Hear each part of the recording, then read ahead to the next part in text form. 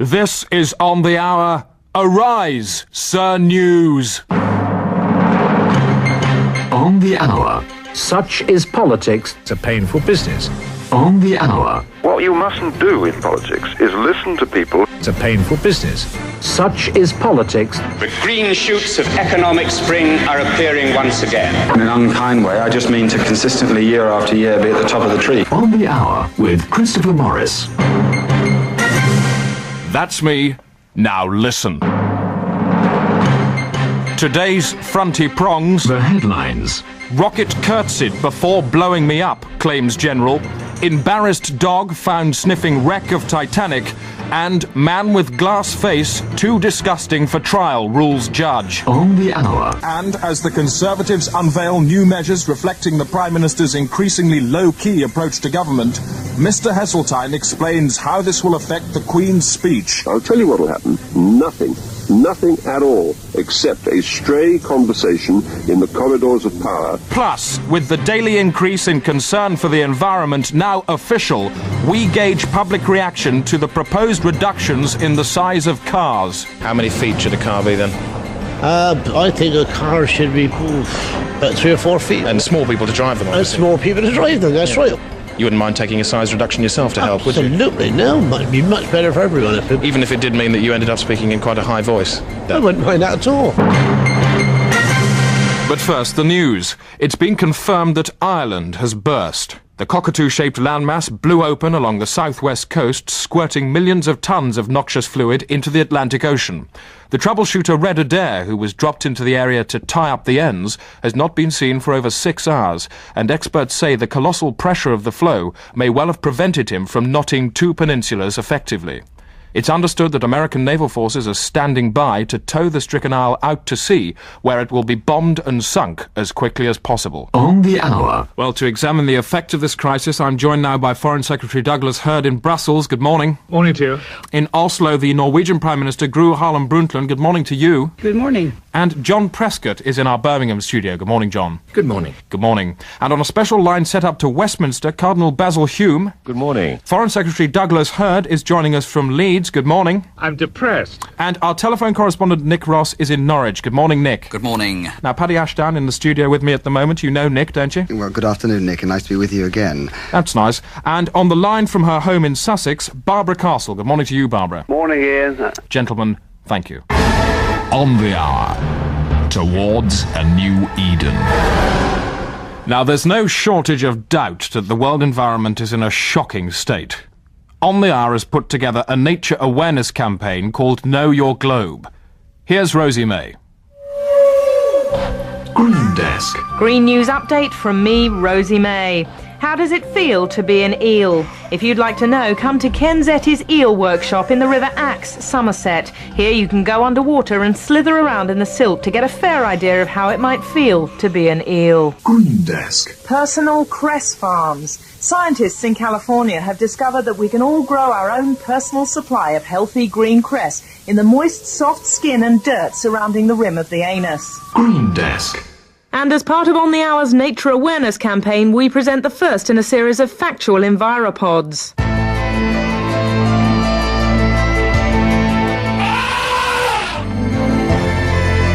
That's the sound of an elephant. A beautiful noise from the heart of nature. Comes quite literally out of its trunk. Kinda gets you right there, doesn't it? But the seemingly peaceful world of this noble and benign creature is filled not only with threat, but a major death danger. You see, the elephant may be a tough cookie, but he is capable of being hurt. That's the sound of an elephant. And this is the sound of a gun. Put the two together, and Jumbo's a no-no. Sad thing is that the power behind the bullet is no more or less than man's greed. Because every day, thousands of elephants are quite literally put to death to be made into tarpaulins for lorries.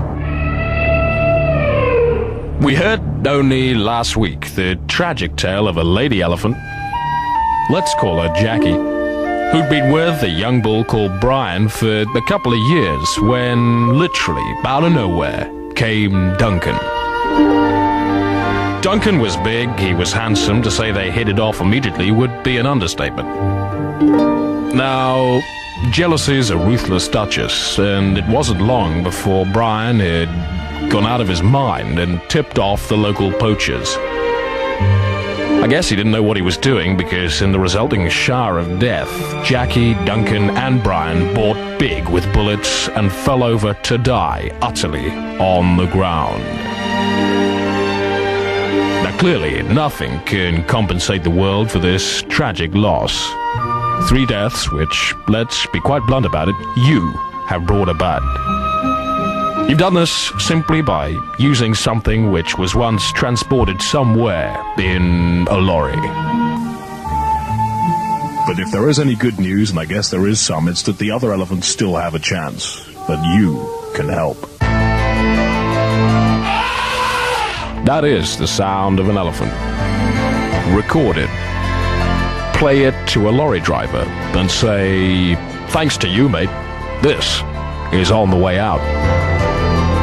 And then watch with pride as he gets down and vows never again to hollow the guts out of an elephant and stick it on his lorry. On the Hour. Never balks at issues from which other news programs might well shrink. I'm Alan Partridge. This is Sports Desk. Soccer news. Troubled Leeds United have sold Gordon Strachan for £2 million to retired schoolteacher Mr Philip Griffiths of Solihull in the West Midlands. Gordon will be expected to make beds, do gardening and spend any spare hours reading to his new owner by the light of a single candle. Mr Griffiths has no plans to allow Gordon to display the soccer skills that have made him famous. News update. A miracle has taken place in Birmingham. It seems the statue of a local saint has been vomiting real blood for over a year. Our reporter to Ventley Pastime has been to see just what's going on up there. Victoria Square, Birmingham, and scene of unusual religious fervour. For exactly 1 year now, the ancient statue of local 17th century Saint Alderman Skinner, the bear word of Bailiwick, has been vomiting real blood. And the man who has to contend with Birmingham's international status as a shrine is City Mayor Malcolm Norman. It's certainly revitalised a lot of local light industrial work. I don't know if you've heard about our bloodbath bubble bath. This is a locally made product. It's a plastic bottle, a replica of the statue, and the nozzle is the mouth, and red foaming gel comes out. You put it in the bath, very nice. Is it made from the blood of the statue? No, not actual blood, obviously. That would be unpleasant and possibly insanitary. Legend has it that in 1643, Alderman Skinner once spat a pasty into the mouth of a dying old man who had no gums.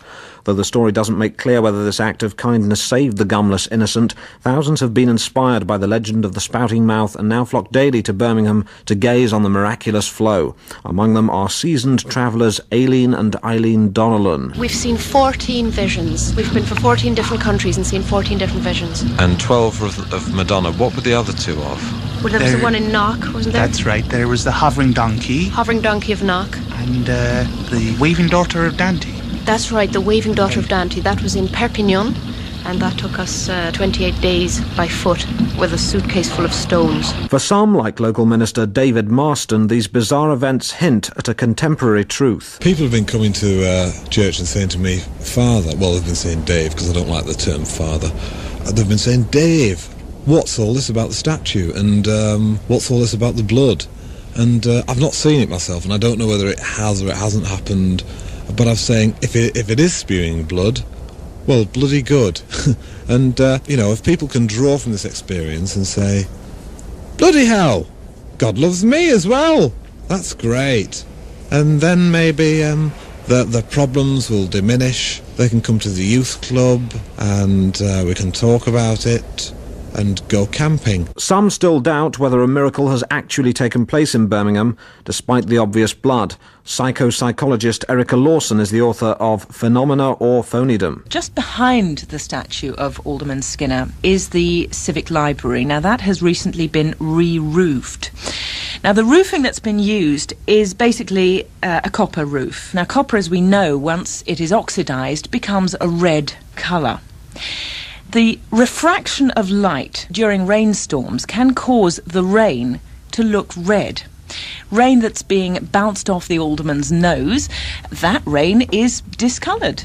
That doesn't seem to explain why at least 300 gallons a week of blood has been congealing and building up with a fountain below the statue. It's not, whatever figure you just cited. On average, it's been around 16 centilitres a day.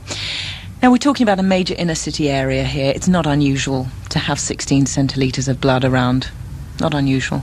You're not a Christian, are you, Dr. Erica? I don't think that's relevant, actually. I don't want to discuss this because I don't think it's relevant. I'm a scientist. Drive home safely.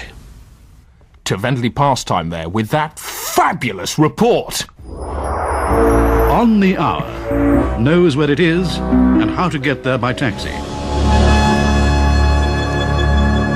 Know your globe again, and while On the Hour has been boosting nature awareness for Radio 4 listeners, other BBC radio programmes have been doing their bit too, like Radio 1's Wayne Carr in the afternoon. Radio Wayne FM. Wayne Carr in the afternoon. Wayne Carr in the afternoon. Just brilliant. Okay, and time now for a Chinny Wag. Chinny Wag, Chinny Wag, Chinny Wag, Chin. Everybody here in the Chinny Wag chapter, yeah? And the subject for today is endangered animals. Yeah. Okay, it's a subject with just a lot of stuff and everything in it, because they're like real animals, only they're a bit endangered, and they're increasing in number every day. Just what do you reckon? Okay, Sparky? Well, I think it's good news, really. I mean, if the numbers are going up all the time... Yeah. Then there'll soon be enough of them to get them off the danger list, won't there? Hey? Good point. Yeah, good point. Okay, good point. Well made. And another thing, right? I mean, what is an animal anyway? Yes, Sparky. You know, you've got to work it out, haven't you? What is an animal? What is an animal? What is it? Yeah. What an animal is. What an animal is. Yeah, you know, I hadn't actually thought about it that way, but now you mention it, I guess you're right. Okay. Yeah, good point. And what about you, Potato Man? Yeah. Yeah, right, okay. Good point. Yeah, good point. Well made. And what about you, Romford? Just what is an animal? Well, you've asked a question there, haven't you? Mm-hmm. What is an animal? Question. According to my girlfriend, I am. Hey? Bit of satire. Okay. What do you reckon, Wendy the Pencil? Is a crocodile an animal? No, because it's long and it's sort of hard. So what is it? Well, a crocodile is a vegetable. Vegetable? A vegetable? Yeah, okay. Yeah, sort of green and brown, you know, it's not animal colour. Not animal colour. Yeah, animals are animal colour and a crocodile is green. That's right. Yeah. So, green, not, you know, not the animal colour. Not animal colour, yeah, good point. And do you know what I reckon? Piece of factimation for you. I reckon that endangered animals are not really endangered at all. They're just hiding. Think about it. It's just a way of calling attention to themselves at the expense of other so-called common animals like sparrows and chickens. Yeah, okay. I say, shoot a panda, save a chicken. Yeah, okay. Chinny Wag. On the Hour, equal doses of fact and whale saving. Now, as you probably know, On the Hour celebrates its 33rd anniversary this year, and that means 396 months of brilliance. We've ransacked the archive for highlights of 1959, the year in which Britain first woke up to a brand new sound in wireless. This is the BBC Home Service. On the hour. News. Let me make it quite clear. I am a very humble man. On the hour. In the months and the years that lie ahead, spotlight on takeover bids. On the hour. Regular briefings. I know that there are many people who agree with me about all this. Yes, I can well remember the years between the wars. On the hour. In the home service of the BBC. Hello to you. Good evening. The news be with you. Features in depth presently, but first today's particularly important stories reduced to sentence-long summaries. A reservoir filling operation has run into difficulties in the Midlands because of a protest by local sheep who are setting themselves on fire. It now looks certain that the northern town of Lancaster has unfortunately been destroyed by a lorry. The Minister for Building has announced his new plans will be characterised by a brisk, refreshing style, quite free from the depressing legacy of rationing and the destructive influence of bebop jazz. And the escaped lunatic who's been leering at office workers in a distracting way has finally been lassoed by the police and fed to the leopards at Colchester Zoo. But first, today's main news item. Reporters with microphones have been allowed for the very first time behind doors at the royal family's dentist. Today it was the turn of young Princess Anne. Our man Roger Mules was there to watch. Oh, what a horrible sight. The water washing the whole side now. She got a weight of water in there, tons and tons of water, and you saw her drag right down, and I thought, anyway, she's just going to continue this roll and turn right over. But the water drained off, she shook herself and came up just a few degrees. On the hour. News for you too, Daddy-O. Even in its infancy, On the Hour was developing a formula which included not only news, but a wealth of feature material which was to become the basis of a magazine programme with a very broad brief. And now it's time for Slate Desk. Come in, Clough Williams-Ellis. Today, slates. I think it's very nice to have a variegated size of slate for a roof. One slate I cannot bear personally is the large, smooth, purple slate. Clough Williams-Ellis, our Slate expert, who'll be back with more slates on Slate Desk at the same time tomorrow. On the hour, bristles with news for the listener at home. But it was in the field of hard news that On the Hour really made its mark. Less than 6 months after going on air, On the Hour actually created news when Richard Leering, the then junior Treasury Minister, resigned following this exchange. I don't listen to polls, I don't look at polls, I speak with people. I'm not prepared to be pushed around by a scullion such as yourself, who has no real knowledge of economics, or indeed in the thick of government, which is where I am negotiating. Well, Minister, I wouldn't exactly right. say you're in the thick of government. You're not a member of the cabinet yourself. You're a junior Treasury Minister. I'm a junior Treasury Minister, but however, I'm heavily involved in the day-to-day planning and execution. Well, technically, you're not. In fact, the civil servants do the planning and the execution. You merely deliver a speech in the House of Commons. What is your position? You're conducting the interview. I'm responding to your questions, sir. And if you don't let me have my say and articulate myself as well I might, then, quite frankly, arse to you. And that's the word you're using, is it? Is that the word that sums up your position, Minister? Arse, and no. That's where you want to leave I'll go further. Big arse. I see. And how much further can you go than that, Minister? Or is that the furthest you wish to go down this particular road? Yes, I will press you, Minister. 3 big arses on a bench. I don't think that's enough for the general public. This is an extremely important issue, and if that's the kind of position the government wishes to adopt... 3 big arses on a bench? Just 3, then, is it? Drainpipe hipsters. I'm sorry. On the hour, at the forefront of communications wireless. Well, that was then, but this is now. And just time to let you know that there's a build-up of heavy traffic on the M4 westbound at junction 12 as the hangar gyratory system is being towed to Malmesbury this afternoon. And now for today's business news, here's Niels Blythe. Well, the stock market's pretty mixed this morning. The 100-share index up 618 million, 20.288.4, 21,356. The ex-Building Society, Abbey National, report profits last year of £17, which means they're now Britain's second biggest bank. Provisions for bad drugs were nearly trebled at £155 million. Fison's report profits down 618 million% after being forced to withdraw Louise Botting from the American market because the US authorities were unhappy with production quality. On the foreign exchanges, the pound down 0.6% at one German Pfennig, 0.4.5, but sterling up at £72 million, 21,052. On the hour, Rich Pickings at the Media Events Interface. Back now to our main news item. The trial of mass murderer Daimler Jeffries continues to dominate the news in the United States.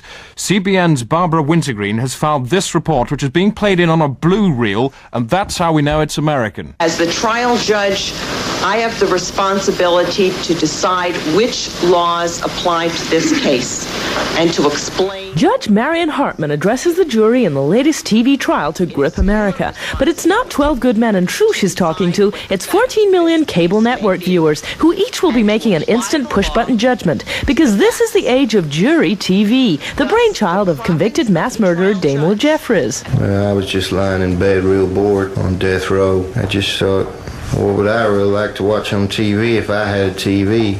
I'd like to watch justice. So Daimler, what's the big idea? The big idea. Big idea is we televise my trial. We're going to have the old electric chair rigged up in the courtroom, and then we get a phone-in vote. The viewers, be about 14 million of them.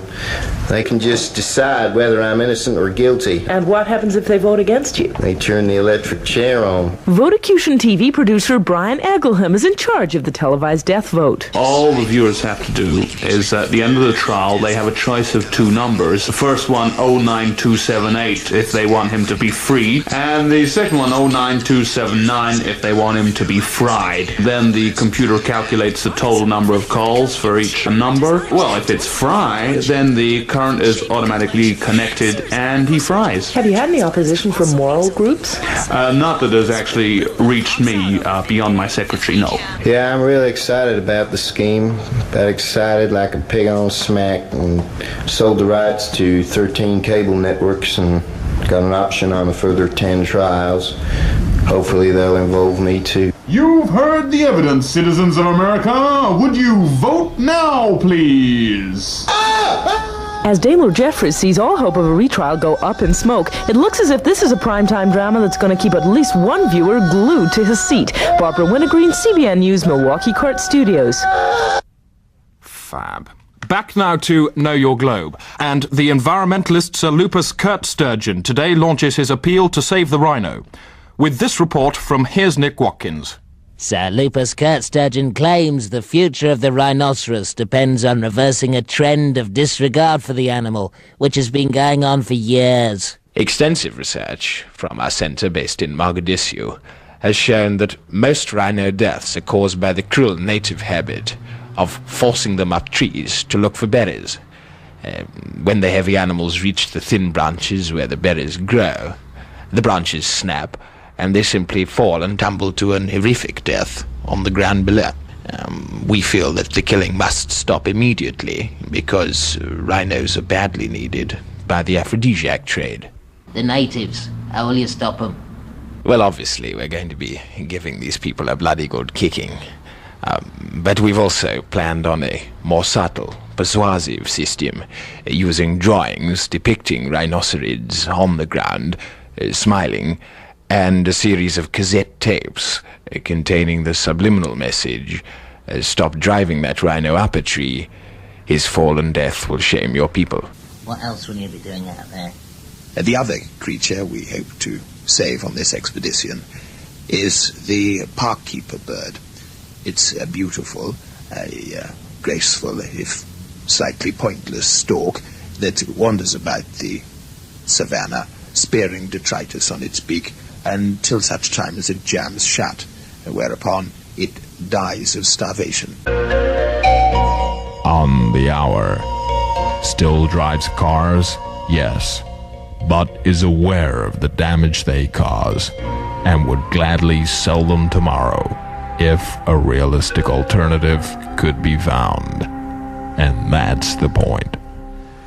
And I couldn't think of a more appropriate moment to join Monsignor Trebe Lopez for his thought for the day. Monsignor, any sign of any hope at all in what's going on in the world at the moment? If a bird in the hand is worth two in the bush, then how much greater is the worth of the Lord Jesus? It is 3. The telephone of a trusted earthly friend might be disconnected by the post office, but the Lord's heavenly telephone is always in service, though there is a complicated stacking system. And now it's time for Sports Desk with Alan Partridge. And it's a special Sports Desk this week. As I gather, Alan, you're going to be looking ahead to the summer's sporting prospects. So what have you actually got to look forward to? Is it going to be a good summer for sport? This is Sports Desk. I'm Alan Partridge. And it's a very special desk of sport this week, as we look forward to an exciting summer of action. If last year's summer was anything to go by, then look out for some hot action in the tennis field. Lendl about to serve, Cash in his march. It's a good serve, Cash going back. There's Lendl, over its volley, down, it's got that back, there again, the corner. He's not going to get it up in the air, it's not going to get it, it's a smash, yeah!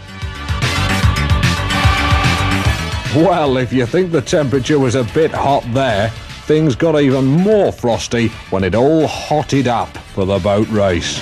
Once again, Oxford and Cambridge, the undisputed grandmasters of racing boats on the Thames, are in the lead as they come under the bridge there, the famed bridge that has cars on it.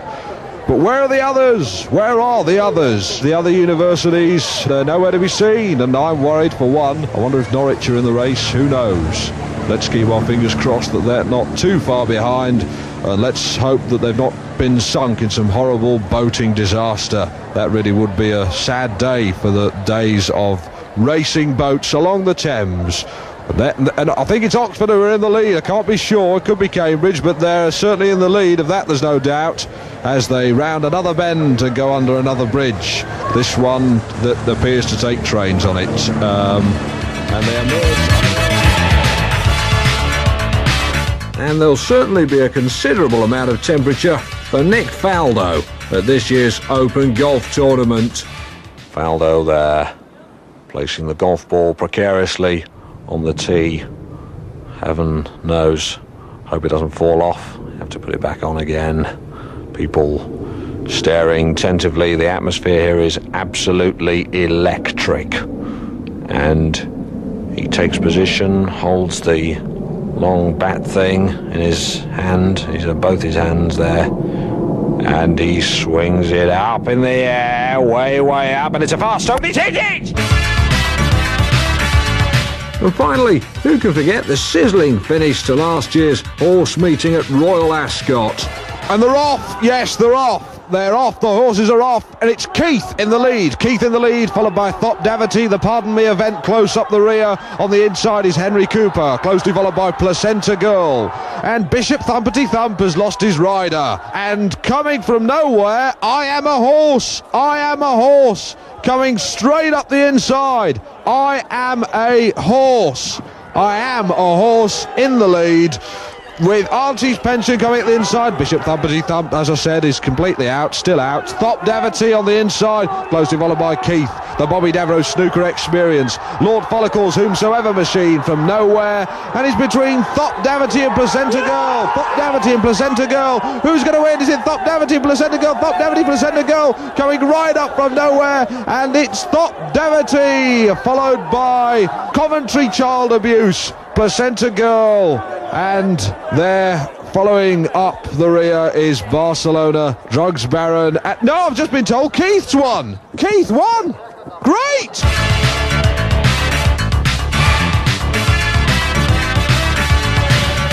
I am Alan Partridge, and this will be my summer of sport, as well as the Olympics. Welcome. Thanks, Alan. Just about it. Just about all we have time for. And we have a quick notice for drivers. We've just heard from the Ministry of Transport that no roads will last beyond 7 o'clock tonight. So if you're in a car, hurry up. Closing music. And just time for a rapid glance at tomorrow's papers. There's a large timepiece on the front of the Telegraph. The headline there, it's 6 o'clock, say Greenwich Time Laboratories. I see the Times are giving away a Teach Yourself to Read book tomorrow. The Independent lead with Spherical Torpedo Depresses Navy. There's a picture there of a large splash. Come shake my hand, you bitches from hell, is the headline in the war cry, while the Daily Mail go with Blue Giraffe storms out of peace talks. That's it. I'm Christopher Morris. My species, Homo sapienews. On the Hour featured Chris Morris, Steve Coogan, David Schneider, Rebecca Front, Doon McKeekan and Patrick Marber. It was written by Chris Morris, Richard Herring, Stuart Lee, Stephen Wells, Andrew Glover, David Quantick and produced by Armando Iannucci.